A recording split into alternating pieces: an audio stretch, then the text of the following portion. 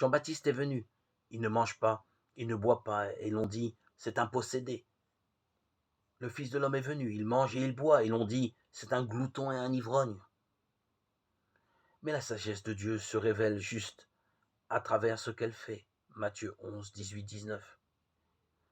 Dans le Cantique des Cantiques, le bien-aimé décrit, ainsi sa bien-aimée, tes yeux sont des colombes. Cantique 1, 15.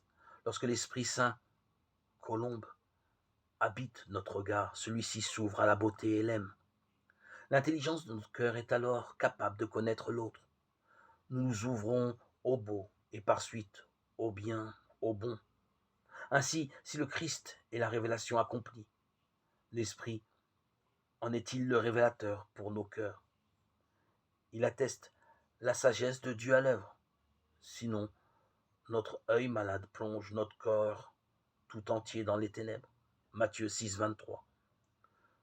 Nous sommes condamnés non seulement à voir l'autre de manière partielle, comme celui qui réduit l'iceberg à ses 10% émergés, mais nous plaquons sur lui notre propre mal-être.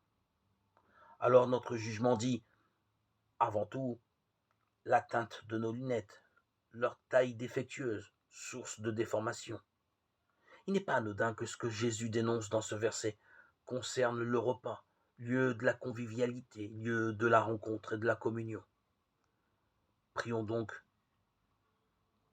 viens Esprit Saint, viens, rends nos cœurs, nos yeux, comme des colombes,